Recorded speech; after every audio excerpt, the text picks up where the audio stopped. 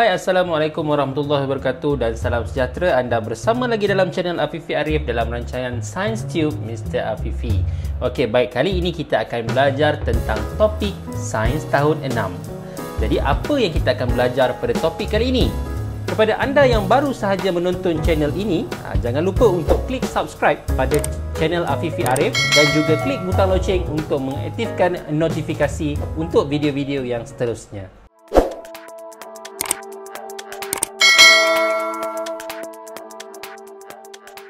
Okey, pada topik ini kita akan belajar tentang bagaimana untuk mengira kelajuan. Untuk anda yang baru sahaja menonton episod ini, anda boleh dapatkan video sebelum ini di link di atas ataupun di description di bawah tentang apakah itu kelajuan, apakah unit kelajuan dan juga apakah maksud kelajuan. Jadi anda jangan lupa untuk lihat video sebelum ini untuk mengetahui lebih lanjut tentang intro topik kelajuan.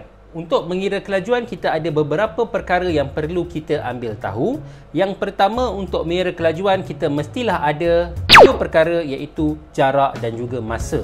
Jadi, kelajuan sama dengan jarak dibahagikan dengan masa.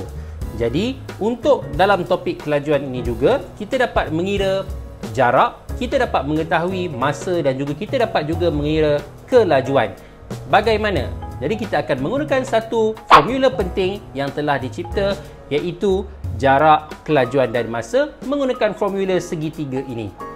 Jadi anda nak tahu bagaimana kita nak gunakan formula ini?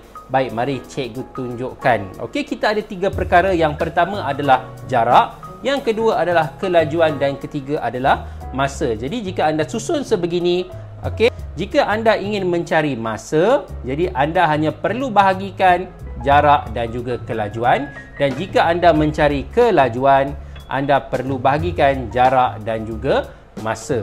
Jadi bagaimana kita nak aplikasikan formula ini dalam pengiraan anda? Mari cikgu tunjukkan contoh-contoh pengiraan. Baik, contoh yang pertama, jarak dari Kertih ke Kota Baru adalah 100 km. Masa yang diambil ialah 2 jam. Jadi berapakah kelajuan kereta tersebut?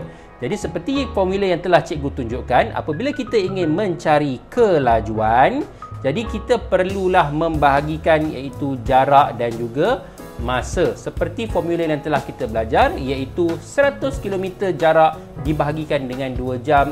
Jadi kita akan dapat kelajuannya adalah 50 km sejam. Baik, ini adalah untuk mencari kelajuan. Contoh yang kedua, sebuah bas mengambil masa 3 jam untuk sampai ke suatu destinasi sejauh 240 km. Jadi, berapakah kelajuan bas tersebut? Jadi, seperti yang kita belajar, formulanya adalah JKM. Okey, baik. Jadi, kita akan tengok. Jadi, kita akan cari kelajuan sama dengan jarak bahagi masa. Jadi, formula yang telah kita belajar sebelum ini, kalau kita ingat kembali segitiga ini, J, K dan juga M. Dan sini bahagi dan sini darab. Jadi kelajuan sama dengan jarak bahagi masa. Jaraknya adalah 240 km dan juga masanya adalah 3 jam. Jadi kelajuannya adalah 80 km sejam. Contoh seterusnya, sebuah kereta api mainan mengambil masa 2 minit untuk bergerak sejauh 50 cm. Kira kelajuan kereta mainan tersebut. Jadi kita tahu bahawa kelajuan sama dengan jarak dibahagikan dengan masa. Jadi jaraknya adalah 50 cm dan juga kelajuannya masanya adalah 2 minit. Jadi apabila kita bahagikan, kita akan dapat kelajuannya adalah 25 cm per minit. Dalam acara balapan, Adi Batul dapat berlari sejauh 100 meter dalam masa 50 saat. Berapakah kelajuan Adi Batul? Jadi untuk mencari kelajuan, kita perlu gunakan formula jarak bahagi masa. Jadi jaraknya adalah 100 meter dan juga masa yang diambil adalah 50 saat. Jadi kelajuannya adalah 2 meter sesaat. Dan seterusnya, kita akan cari lagi kelajuan menggunakan formula yang sama. Sebuah motosikal mengambil masa 1 minit untuk bergerak sejauh 600 meter. Berapakah kelajuannya dalam unit meter per saat? Anda kena pastikan betul-betul apakah kehendak soalan. Okey, jadi kita tukarkan minit kepada 60 saat. Jadi kita akan buat kelajuan sama dengan jarak bahagi masa, iaitu 600 meter dibahagikan dengan 60 saat, maka kita akan dapat kelajuannya adalah 10 meter sesaat. Baik, jadi dalam formula tersebut juga telah kita belajar bahawa kita juga boleh mencari masa dan juga kita boleh juga mencari jarak. Baik, jadi contoh seterusnya, seorang lelaki berjalan setiap pagi dengan kelajuan yang tetap dengan kelajuan 0.5 meter sesaat. Baik, dalam soalan ini, ia telah memberikan kita kelajuan dan juga ia berikan masa selama 1 jam. Jadi dalam kes kali ini, kita mesti mencari jarak. Seperti yang kita telah belajar dalam formula sebelum ini, bagaimana untuk mengira jarak, kelajuan dan juga masa. Apabila kita ada kelajuan dan juga kita ada masa, kita nak mengira jarak, jadi kita mesti darabkan kelajuan dan juga masa.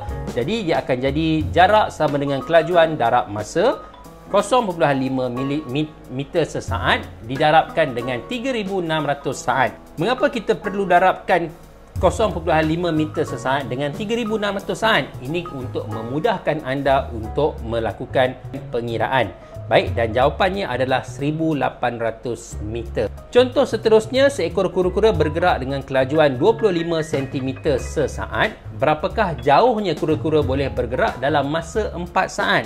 Jadi dalam soalan kali ini, ia mahu mencari berapakah jauh ataupun jarak. Jarak sama dengan kelajuan didarabkan dengan masa. Jadi jaraknya adalah 25 cm per saat dan juga masanya adalah 4 saat. Jadi jarak yang kita perolehi adalah 100 cm. Baik, dan contoh seterusnya, berapakah masa yang diambil sebiji guli untuk sampai ke lubang sejauh 30 cm jika ia bergolek dengan kelajuan 4 cm sesaat. Jadi dalam soalan kali ini, ia mencari masa seperti formula yang telah kita belajar sebelum ini, iaitu jarak, kelajuan dan juga masa. Jika kita ingin mencari masa, kita perlu bahagikan jarak dan juga kelajuan. Jadi dalam soalan kali ini kita dapat tahu bahawa jaraknya adalah 30 cm dan kelajuannya adalah 4 cm sesaat ataupun per saat. Jadi kita akan dapat masa yang diambil adalah 7.5 saat. Jadi itu adalah bagaimana untuk kita menggunakan formula yang telah cikgu ajar untuk mendapatkan 3 perkara, iaitu jarak, kelajuan dan juga masa. Jadi cikgu harap kamu boleh menggunakan formula yang telah kita belajar tadi untuk diaplikasikan dalam soalan-soalan yang anda akan lakukan selepas ini. Jadi seperti biasa, jika anda yang belum lagi subscribe channel Afifi Arif, jangan lupa untuk subscribe dan juga dapatkan notification, dan jangan lupa untuk mendapatkan pelbagai lagi info dalam pelbagai platform dalam talian seperti Instagram, Telegram, TikTok, Facebook dan juga YouTube ScienceTube Mr. Afifi. Linknya anda boleh dapatkan di bahagian description di bawah. Okey, sehingga berjumpa lagi untuk episod seterusnya. Bye.